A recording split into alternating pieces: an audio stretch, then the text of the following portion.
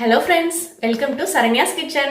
இன்னைக்கு நம்ம கிச்சன்ல நம்ம என்ன பார்க்க போறோம் அப்படினா ரொம்ப ஹெல்தியான ஒரு குழம்பு தான் நம்ம பார்க்க போறோம். அதுவும் நம்ம எதை வச்சு செய்ய போறோம் அப்படினா இந்த கத்தாழை வச்சு தான் நம்ம ஒரு ஹெல்தியான ஒரு குழம்பு ரெசிபியை நம்ம பார்க்க போறோம். வாங்க இப்போ நம்ம அதை எப்படி செய்யறதுன்னு பார்க்கலாம்.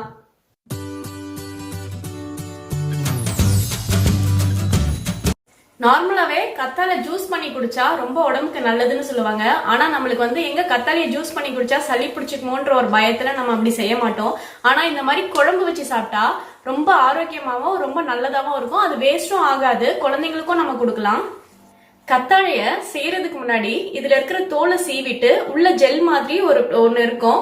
அதை நீங்க நறுக்கிட்டு ஒரு 7ல இருந்து 8 வாட்டி நல்ல தண்ணியில வாஷ் பண்ணி எடுத்து வச்சுட்டு தான் நம்ம சமைக்கணும். கத்தாழை குழம்பு செய்யறதுக்கு 4 டேபிள் ஸ்பூன் நல்லெண்ணெய் ஊத்திக்கோங்க.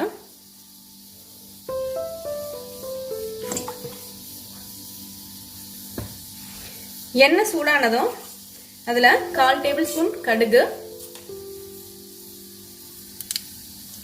1/4 டேபிள் ஸ்பூன் வெந்தயம்,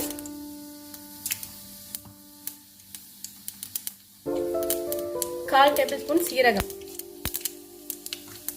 எல்லாத்தையும் ஆட் பண்ணி வதக்கிடுங்க.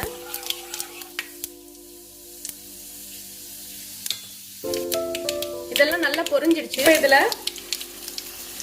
3 பல்லு பூண்டு ஆட் பண்ணிக்கோங்க.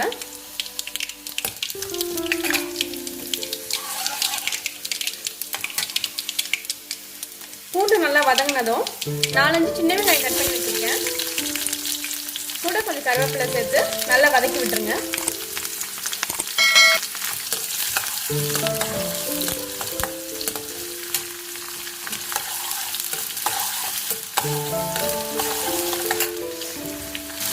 வெங்காயம் வதங்கிடுச்சு. இப்போ இதுல ஒரு சின்ன தக்காளி கட் பண்ணி வச்சிருக்கேன், அதையும் ஆட் பண்ணிக்கலாம். தக்காளி நல்லா வதங்கட்டும். தக்காளி வெங்காயம் நல்லா வதங்கிடுச்சு. இப்போ இதுல நான் கத்தாழையை க்ளீன் பண்ணி சுத்தம் பண்ணி எடுத்து வச்சிருக்கேன்.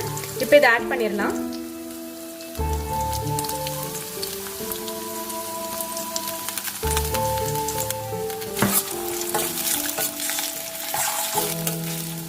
இந்த ஜெல் ஆட் பண்ணதும் ஒண்ணுமே தெரியவே தெரியாது. நான் செய்யறது பாத்தீங்கன்னா ஒரு 2 பேர் சாப்பிடுற மாதிரி செய்யறேன். உங்களுக்கு வேணும்னா இன்னும் கூட கொஞ்சம் கூட கத்தாழை ஆட் பண்ணிக்கலாம்.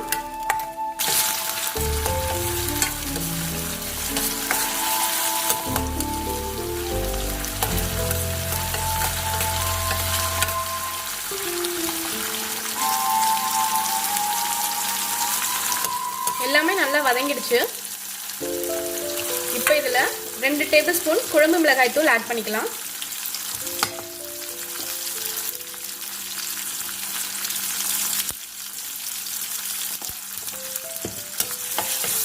நல்லா வதக்கி விட்டுருங்க.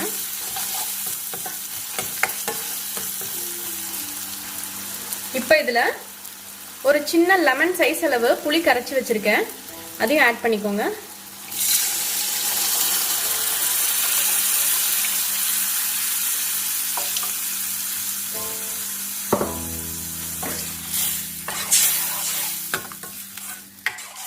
இங்க பாருங்க, இப்போ இதுல இந்த கத்தாழை போட்டதுக்கான எந்த ஒரு அறிகுறியுமே இல்லை பாருங்க, எதுவுமே தெரியல.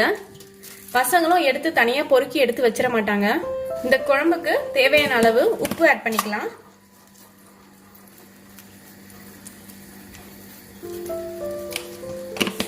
குழம்பு கொஞ்சம் சுண்டுனதும் ஆஃப் பண்ணிடலாம். இங்க பாருங்க, கத்தாழை குழம்பு நல்லா ரெடி ஆயிடுச்சு. எண்ணெய் எல்லாம் மேல தனியா பிரிஞ்சு வந்துடுச்சு பாருங்க. சூப்பரான கத்தாழை காரக்குழம்பு ரெடி.